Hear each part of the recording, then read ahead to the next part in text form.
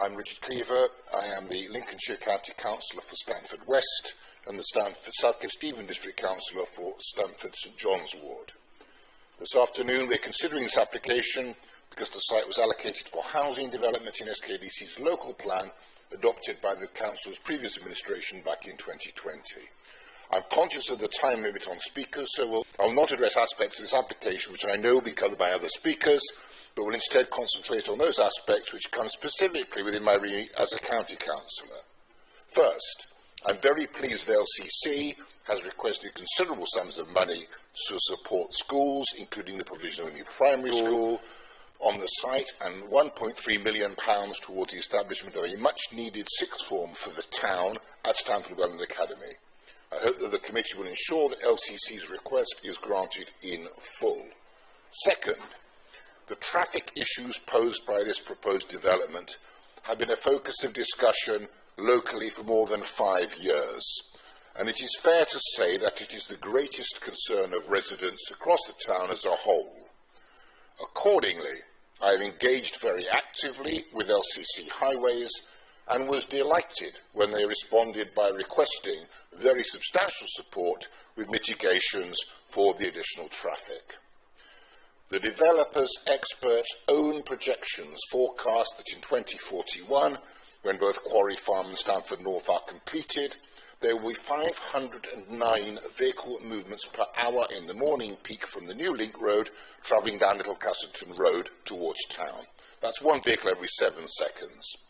Radcliffe Road is mentioned by LCC as it needs to have funding available if measures need to be taken to prevent it being used as a rat run by the additional motorists using it to avoid queuing at the Scottgate junction. The busiest section of Arran Road is predicted to take 400 vehicles per hour travelling towards Empingham Road in the morning peak, and Sydney Farm Lane 296 vehicles per hour travelling towards the A1. That's 5 vehicles per minute going across the zebra crossing at the A1 end of Sydney Farm Lane in just one direction at peak time when the children are crossing to go to school. To me, that justifies the crossing being upgraded to be controlled by traffic lights, as LCC has requested funding for. Let's not forget this development is going to be completed over a very long period, so we will not see any sudden increases in traffic. But LCC needs to have a pot of money to draw on to put the mitigations in as and when the need for them arises at specific locations. However, since some of this traffic will be generated by Quarry Farm, it's only fair that RCC provides some of their money from their SIL funding to fund Lincolnshire's roads as well.